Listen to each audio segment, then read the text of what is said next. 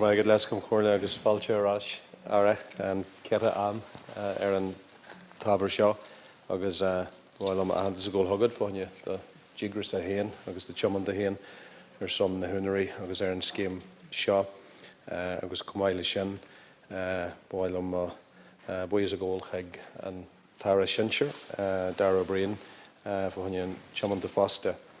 So, welcome back, Minister, or fourth time on this issue, a topical issue. I'm just going to make 5 points, and maybe when I come in again, I'll be able to elaborate on them.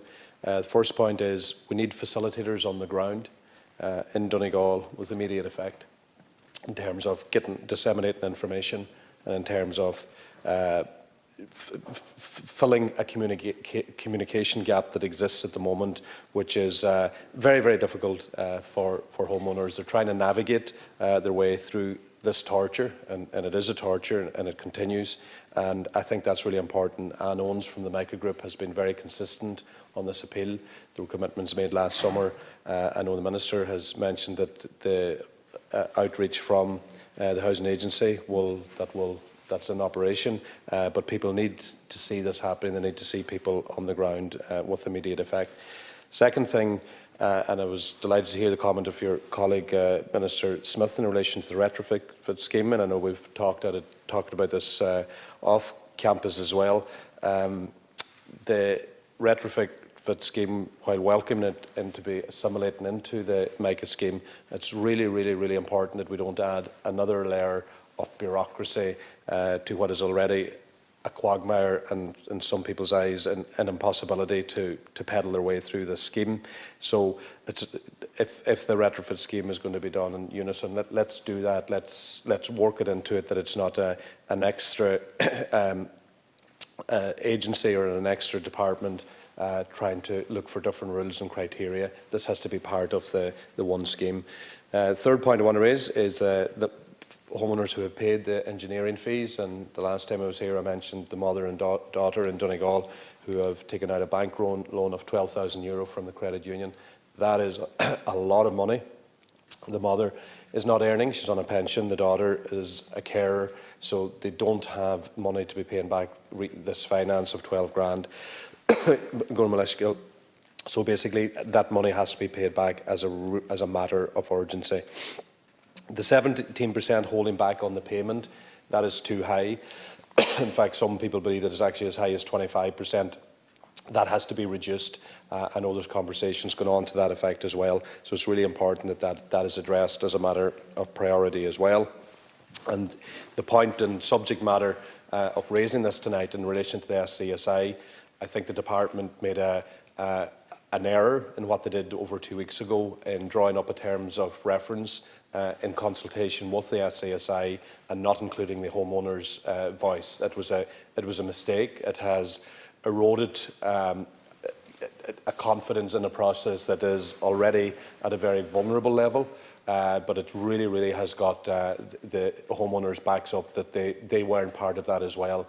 Now, I know this has been addressed in terms of trying to have a better stakeholder representation, but the real danger here is that the SCSI feeding into the department in terms of reference, is that door closed or is it ajar for the homeowners who are meeting with the SCSI incidentally today?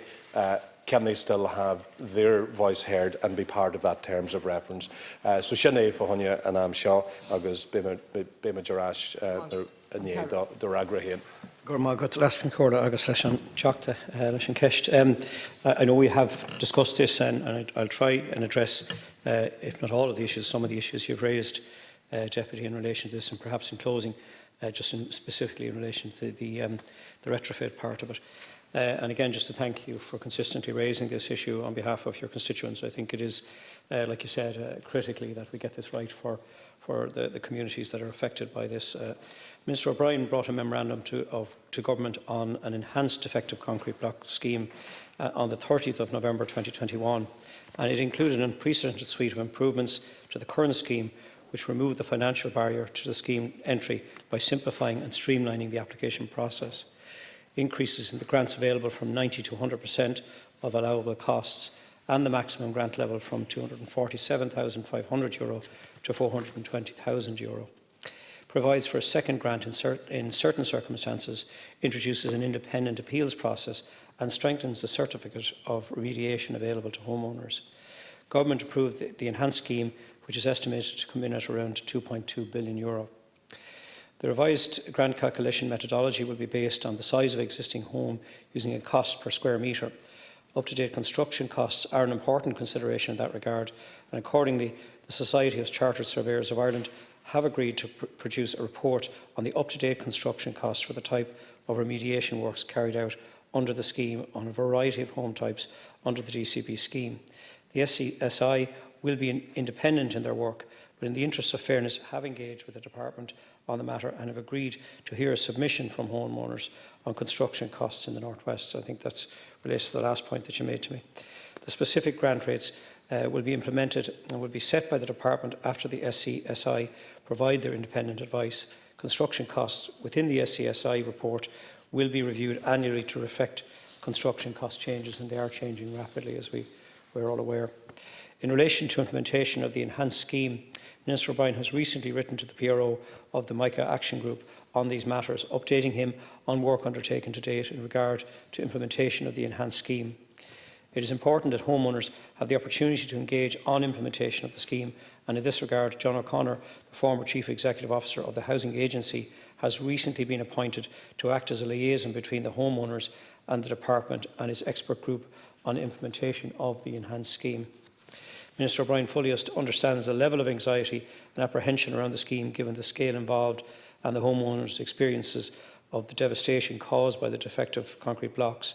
I just want to reiterate on behalf of Minister O'Brien his commitment to urgently build a grant scheme which is fit for purpose, with grant rates based on the independent work of the SCSI that covers the real costs involved.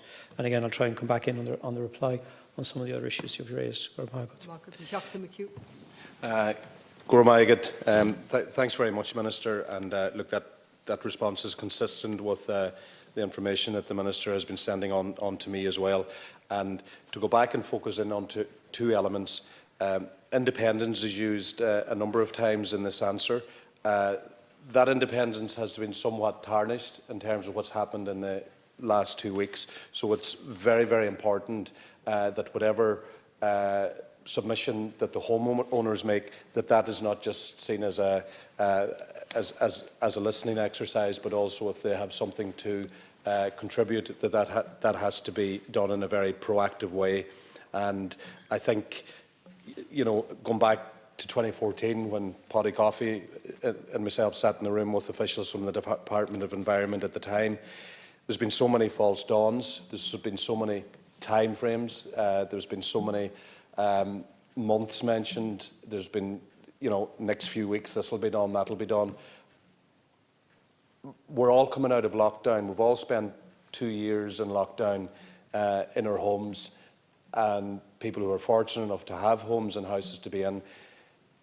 MICA homeowners have spent 2 years in their houses that are falling down.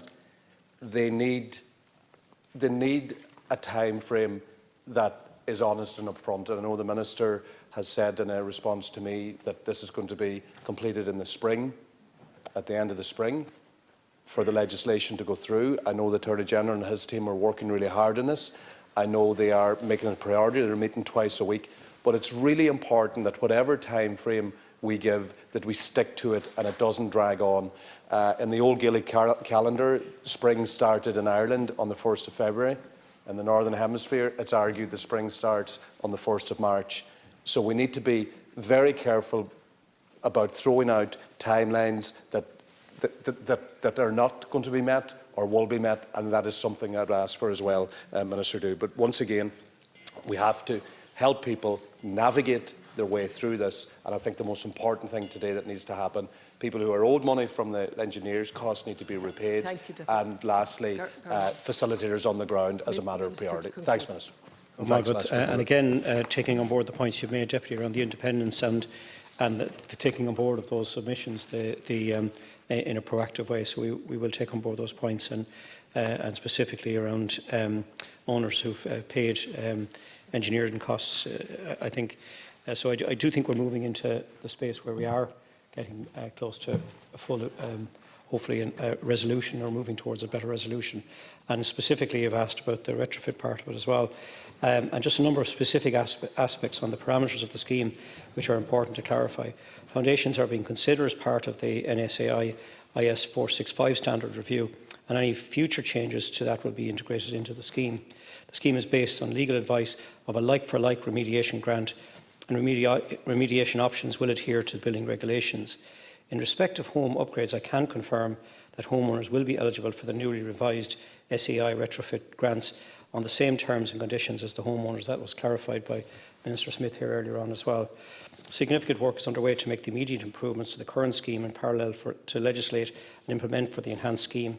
Amendment regulations are being finalised to provide for immediate recoupment to homeowners of engineers' fees, the introduction of allowable costs of work essential to immediate repair works to the home to the value of €5,000, and an increase in the value of stage payments which can be drawn up before the final grant payment. An expert group has been established to advise Minister O'Brien on technical issues for purposes required in the legislation, for example, damage threshold for entry into the scheme, independent appeals process, second grant conditions and certificate of remediation. Engagement with and resourcing of local authorities to continue the current scheme and the Housing Agency in respect of the role under the enhanced scheme and transition. Lastly, it's important that people accessing the grants under the scheme are able to avail of the National Retrofit Scheme in a way that delivers a seamless customer experience. Work is already underway between LGH and DEC to provide a streamlined mechanism, and it's our intention that this will be deployed over the coming months. Now moving on to the second topical in the name of Deputy Gary Gannon to discuss providing affordable and accessible medical care to people suffering from hyperemesis. Good morning, Lascan Carla. I want to begin by thanking the Office of the Can Carla for providing time for this topical issue, which is to speak about the urgent need for accessible and affordable medical care for those suffering with the condition hyperemesis. I know both the Women's Health Task Force and the Medicines Management Programme have recently been tasked with finding a solution when it comes to the treatment of hyperemesis with the drug Caraban. Caraban is the first stage in the treatment algorithm for hyperemesis in our national guidelines, but it is currently unlicensed in Ireland and unavailable for reimbursement, with a treatment costing up to, and in some cases, more than €3,000 over the course of a pregnancy. It has been reported yesterday that there was some welcome news last night at the Fianna Fáil Parliamentary Party, so I would be very much like to hear the details of what was proposed and the impact this will have for those suffering with the condition. Good morning. And just at the outset, I was not at the Parliamentary Party meeting. Sure, Minister. And I am also taking the topical on behalf of Minister Donnelly. So I'm just literally going to read the script, if that's okay, Minister. Deputy. Okay. All right. So the Minister for Health appreciates that hyperemesis is a debilitating condition for women and is anxious that our health service should support women with this condition in every way possible.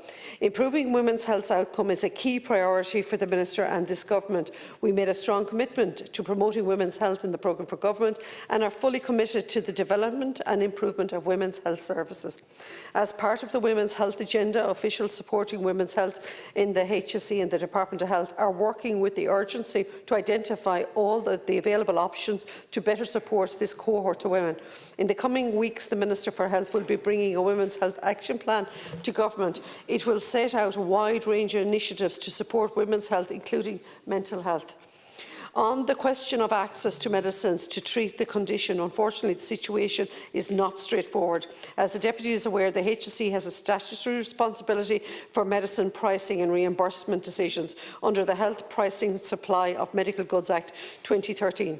Under the Act, only items that have been granted market authorisation by the European Medicines Agency or the Health Product Regulatory Authority can be added to the reimbursement list. The Minister for Health is advised by the HSE that the product Caraban, which is regarded as the beneficial treatment for hyperemesis, is classified as a food supplement rather than a medical product. It does not have a marketing authorisation from the European Medicines Agency or the Health Products Regulatory Authority and therefore cannot be added to the formal reimbursement list under the 2013 Health Act. However, the Minister for Health understands that some hospitals prescribe and dispense Caraban free of charge to patients with severe nausea and vomiting in pregnancy. The prescribing of an unlicensed product in a hospital setting is solely at the discretion of the treating clinician. Two other products, here we go, Navalum and Exvona, are authorised by the Health Products Regulatory Authority for the treatment of nausea and vomiting in pregnancy in women. However, a pricing and reimbursement application has not been submitted to the HSE for Navalum. The HSE also advised that in late 2021, the company responsible for Exvona advised that they are not in a position to launch the product in Ireland at this time. The HSE has developed a national framework for access to medicine products not currently on the reimbursement list through discretionary hardship arrangements in exceptional cases. However, as Caraban is considered to be a food supplement rather than a medical product, it cannot be considered for reimbursement as an exempt medical product under the GMS and the Community Drug Scheme, or reimbursements under the discretionary hardship arrangements. For this reason, the HSE's own internal medicines management programme was asked last month to review the clinical evidence available on Caraban and to make a recommendation on the appropriateness and feasibility of an exceptional patient-specific process for access to the product. The Minister for Health is advised by the HSE and that this evidence review has commenced, and the results of the review, along with recommendations, should be completed in a matter of weeks. The Minister for Health appreciates that this is a worrying time for women suffering from hyperemesis and is hopeful that the HSE can arrive at a positive outcome with respect to the Caraban and its availability under the drug scheme in Ireland. Good morning, and Minister, let me start by sense your frustration in the response, and when I give mine back, it's not aimed at you, but it is aimed at the lack of urgency in terms of addressing this issue. Specifically, Minister Donnelly, when he was then in opposition in 2018, raised this very issue, so I would have sent that, which would be much quicker than last month when he would have brought it to the Medicines Board anyway. The effects of hyperemesis are not insignificant for pregnant women. It takes an extreme toll on the mental and the physical health of a pregnant person. I want to thank the work of Hyperemesis Ireland and everyone who has shared their story and just how debilitating, isolating and needlessly financially devastating this condition can be. I want to acknowledge the domino effect that this has on our healthcare system. In 2019, there were 3,237 day patients and inpatients as a result of dehydration and hyperemesis treatment. In 2020, a time when maternity services, like all healthcare services, were severely impacted as a result of COVID, the figure was 3,007. How many women wouldn't have needed hospital intervention at the height of a pandemic had Caraban been available to them? Minister, I'm going to come off script and just say I think we both recognise that there is a shared need for urgency around this issue. Minister Donnelly made a statement last night that was picked up in the media and captured attention and got people excited. Can we please just bring some finality to this, because women are suffering as a consequence of an absence of action on it. This medication is costing over €3,045 a week. People can't afford it. Let's just get some urgency behind it. It doesn't have to be an issue of opposition versus government. I think we share the same goal in this regard, so I trust that you'll take this frustration we both seem to share back to the Minister and ask to put a bit of a fire under him for it. Thank you. Minister. Thank you very much. Actually, I will take it back after I leave this meeting here later on, because I do know Minister Donnelly has put a priority on women's health, and a priority means if there was something said last night, let's get clarification on that, because as a female who was given birth 3 times and who actually suffered, I could not say with hyperemesis, but you know what, I do know what morning sickness is like. I can't imagine what that level is like. I wouldn't want any woman to go through it. So I will talk to Minister Donnelly when I leave here. As I say, it is a priority. It's a shared priority of all of us in here to ensure that nobody has to go through it unnecessarily. Minister. Now moving on to the third topical in the name of Deputy Michael McNamara to discuss fully reopening the NDLS Centre Ennis, County Clare, to the public. Thanks very much, Les Concordum. Before I do, could I just thank Minister Rabbit for the fact that, her colleague in the Department of Health did visit Kappa Hospital, and I just hope that some progress will be made there with regard to the providing additional funding for the treatment of scoliosis and similar conditions. Minister Naughton, thank you very much for coming in to take this issue. I wish to raise the necessity to open the NDLS, or the National Driving Licence Service Centre in Ennis, fully open it to members of the public to provide a normal level of service. I was in the chamber a couple of weeks ago when we were there was a discussion on banking. It was raised, it was slightly off topic, but it was raised by your colleague from Carlow Kilkenny, Deputy Phelan, and the lack of services provided to elderly people by banks now. And I have to say I completely and wholeheartedly agree with him, where there's a situation where they're on the phone and there's this, dial 1 to wait 15 minutes, dial 2 to wait a further 15 minutes, dial 4 and your call will be terminated. And it's leading to huge termination, it's leading to huge frustration by people, citizens across this state. Now, it's bad when banks are doing it, but they're private entities. We know we bail them out and all of that, but it's inexcusable and unforgivable when government agencies and agencies of the state are providing that level of service. And that is what's happening with the National NDLS Centre in Ennis. It's located in what's commonly called the Tesco Shopping Centre across the road from Cusack Park in Ennis. People can't, you have to book online, and you can use a particular telephone number if you can't book online. But there's a lot of people in this state who, for one reason or another, can't book an appointment online. And then they have to go and ring a telephone number. Now, I wish to give you a couple of experiences that have been brought to my office. One was a man of retirement age had to get his grandchild to make an online appointment for him, so as he couldn't walk into the centre. He received his appointment, attended the NDLS with his paperwork on a Tuesday, forms completed and signed, his photograph taken. Then on Thursday of the same week he received a form in the post to be signed, so he returned to the NDLS with the form and they wouldn't help him. He was told that they were not in a position to help him, so he had to email that. Now, he came to our office. I have a constituency office in Ennis, like many TDs have a constituency office in my constituency. So he came to our office, we scanned it and emailed it. But he shouldn't have to do that, in my view. It's as simple as leaving a form in the door, they wouldn't accept it. A man from the west of the county took time off work to attend his appointment in the NDLS. He had his paperwork in place, but he was told that they wouldn't accept cash because, COVID, we're not accepting cash. Now, everybody else is getting on with it, but they won't accept cash. He didn't have a card. He rang his wife. His wife gave the card number, but they wouldn't accept that either because his wife wasn't present with him. A woman in her 80s called to the office and said that she had been 1.5 hours, 90 minutes on the phone trying to get an appointment, and eventually the call was terminated. Now, obviously, I wasn't there with her. I don't know that she was 90 minutes on the phone, but she's no reason to make it up.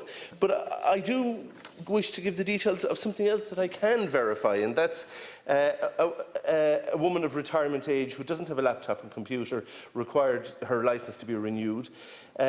She was unable to contact the NDLS on the number given, which was the correct number, so she called to our office, and a member of my staff rang that number and was 45 minutes from 9:45 until 11:30 on the phone waiting to get through, and eventually couldn't get through to make an appointment.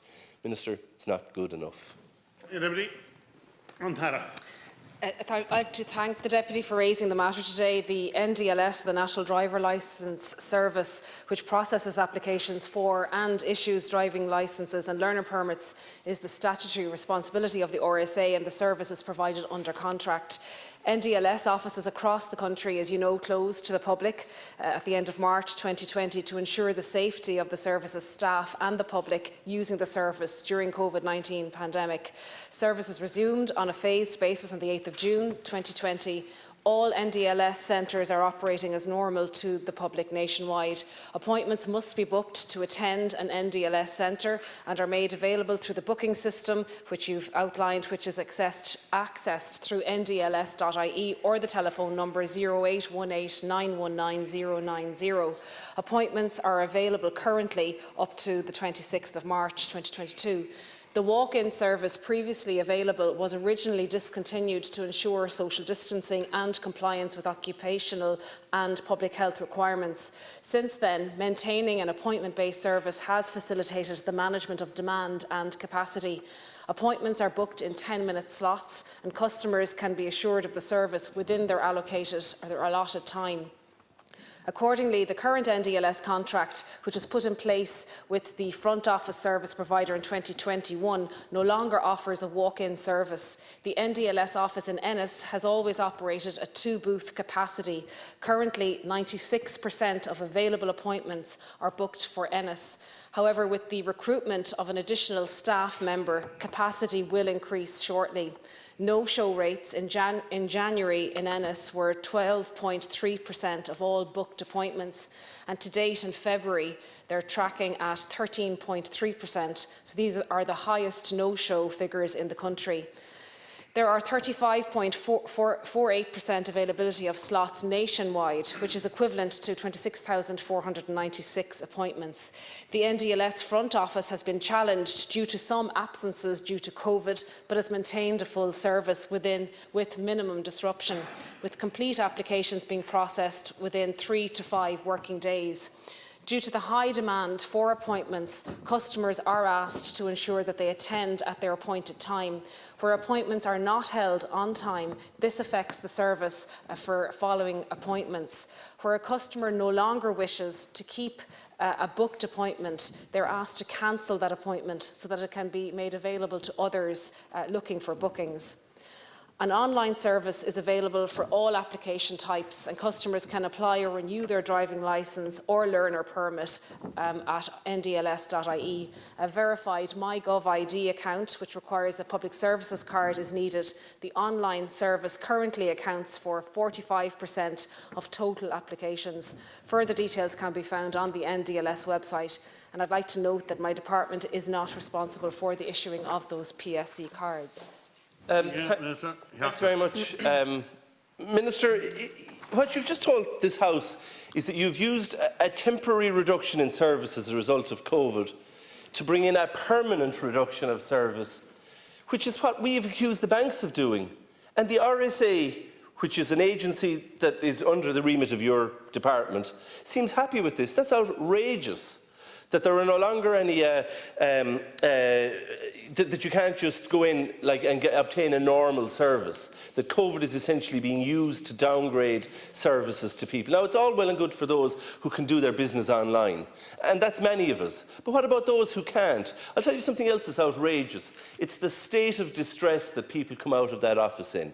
And I challenge you to go down there and stand outside it. Elderly people feel that they have been that there's absolutely no sympathy for their plight and come out of that office in a state of distress. I note the very high level of no-shows, and I find it highly suspicious because I've heard numerous anecdotal accounts of people who've showed up maybe 2 minutes late, maybe 3 minutes late, still within their 10-minute slot, but a couple of minutes late and been told, no, you're late, out you get, out, go. That's not good enough. Of course people should show up on time, but life intervenes. Sometimes ministers even don't show up here on time because life intervenes. Yet we try and get on with our business, we try and facilitate business, but there seems to be no willingness to do that in the NDLS in Ennis. So I'm very worried, though, that the stance that your department has taken is to say, well, the service was temporarily downgraded, and guess what? That's wonderful, because like the Bank of Ireland and AIB, we're going to use that as an excuse to permanently downgrade the service we offer people, without any cognizance of the impact that that's having on elderly people's lives. And I brought my father to get his last driving licence. I distinctly remember it. I brought him there, actually, and I'm happy that he received a good level of service. But then and now are two very different things. And Minister, this does need to be looked into. It's not good enough, but the downgrading of the service, and in particular, the service that's being offered in Ennis. Thank you, Deputy. Thank you, Deputy. As I say, what they're doing in Ennis is increasing, I suppose, the capacity there, with the pressures on the service. By having the appointment service in place, it ensures a better management and of the demand and the capacity. The new staff member in Ennis will be starting on the 28th of February, so that will increase the capacity by 25%. At the moment, 2 booths were available, but it's currently operating at 1.5. So I've been assured by the RSA that the staffing changes will improve the, I suppose, the backlog there. But as I say, those who have booked an appointment, I would ask that if they're not going to attend, that they would please cancel, because there are others who are waiting. In relation to the phone line, I can go back to the RSA in relation to waiting times and raise those issues around people trying to contact the office, because I can appreciate that if you can't get online and you're not getting through the phone line provided, and I will certainly get back to them on that in relation to this was the operational management of that. Thank you, Minister. And we now move on to number 4 in the name of Deputy Martin Brown to discuss the lack of primary school ASD unit provision in South Tipperary. Deputy has 4 minutes for this statement.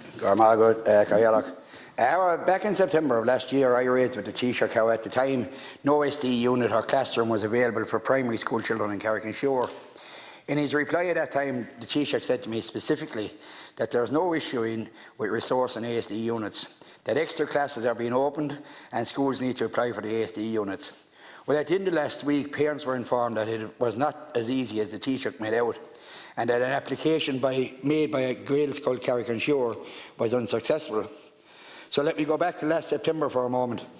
People locally were forced to set up a campaign group to highlight the need for this service, given the difficulties that they faced in securing the place for their children.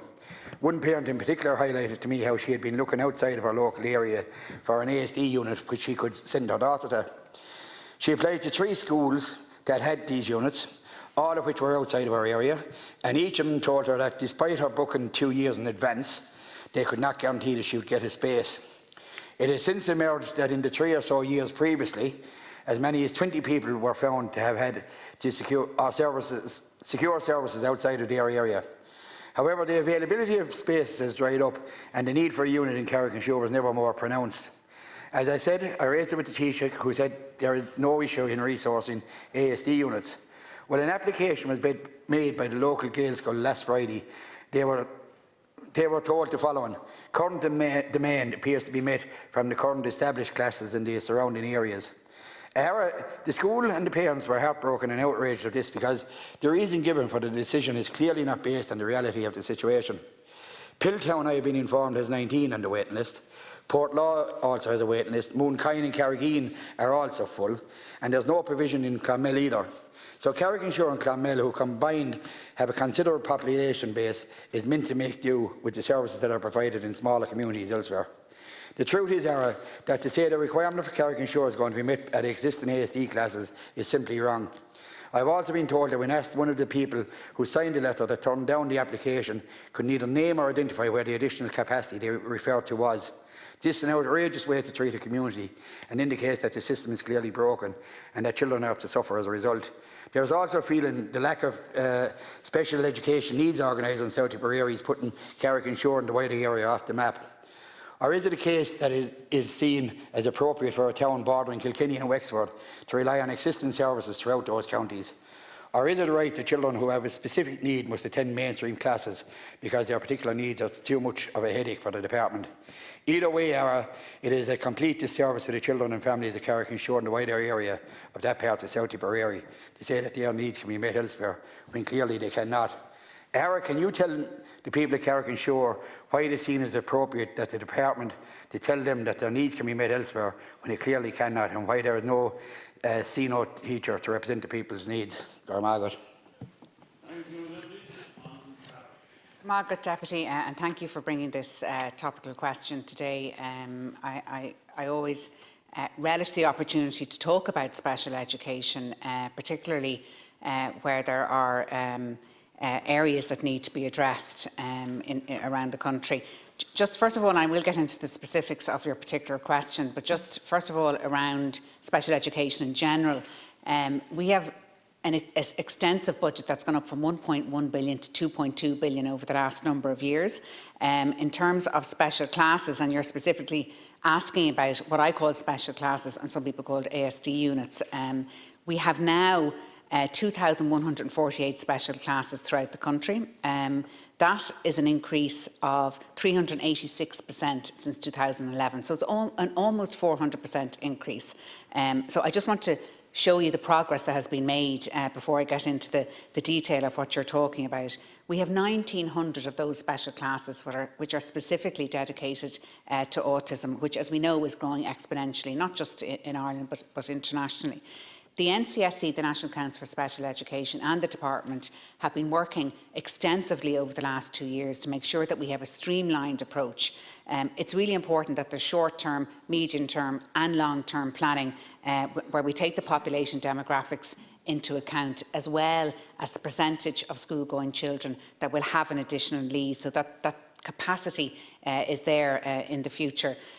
We have 229 special classes this year opened, new ones, which will give 1,800 additional special class places. We have from this September, I should say, 287 new special classes coming on stream, providing 1,700 places, and we will have a total of 2,400 next year. So we're making significant progress all the time. Additional SNAs, we have now over 19,000 SNAs by the end of this year. That's an increase of 81% since 2011. So that's just the overall general view. So I don't want you to be under any illusion that we're not making progress. But specifically to your particular topical class or topical question, in Tipperary itself, we have 95 special classes. 72 of those are for autism. Of these, 24 are attached to mainstream in South Tipperary, 12 are at primary level, including 2 early intervention at 12 at post-primary level. And this year are 4 new special classes being opened, 2 at primary and 2 at post-primary.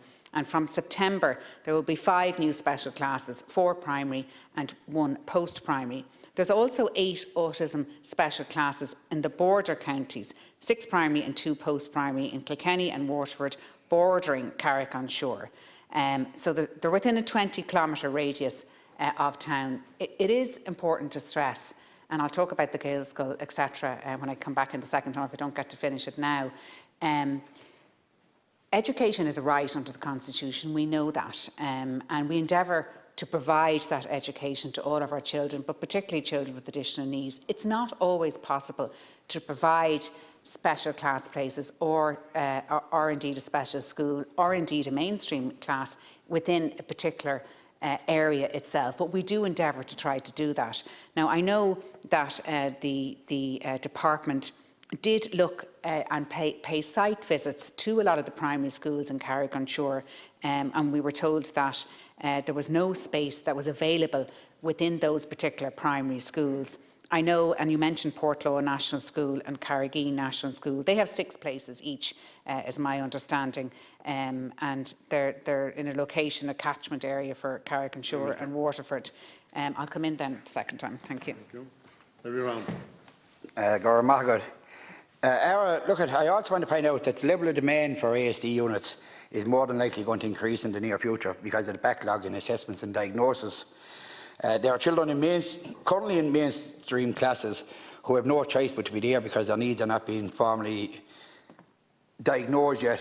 And I appreciate what you say about extra classes. There is none in Carrick-on-Shore or South Tip. And you can tell me about 95 in Tipperary. I don't think the department up here even realises how big a county Tipperary is.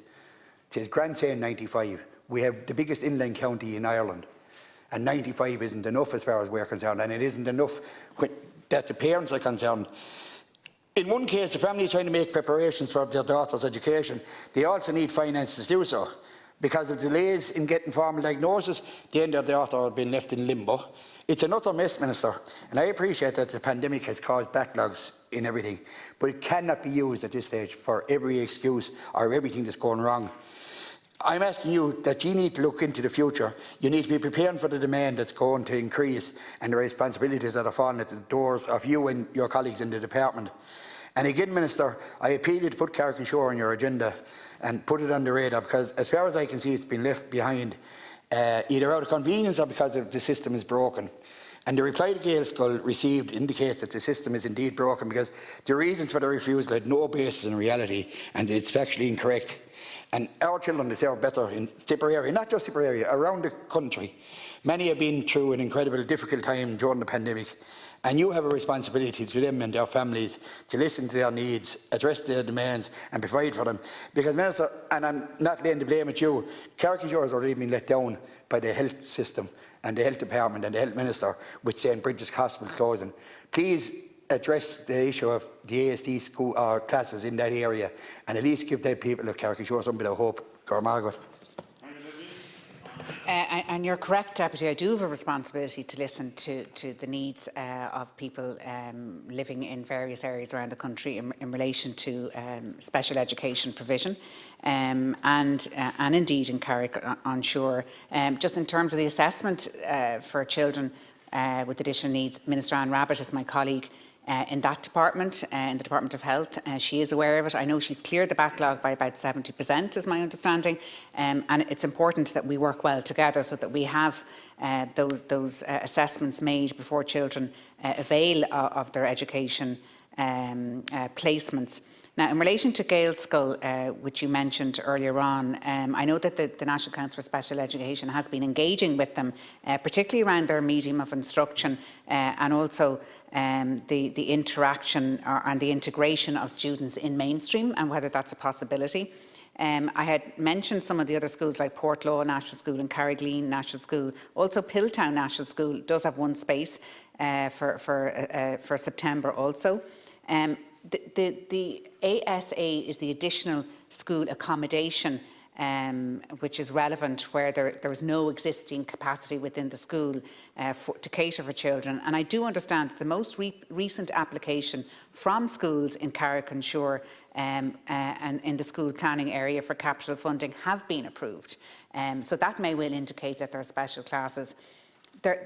Anticipating the demand, the current demand and the future demand is absolutely critical when we're planning for special education. For the very first time, the National Council for Special Education is working very closely with the Building and Planning Unit so that we can anticipate that demand and provide those places. If there are children in Carrick-on-Shore who are without a school place or a special class place or a mainstream class place, we will endeavour to make sure that they have that place when they attend school. And certainly you bring it to the attention of the House today will be brought to the attention of the Department.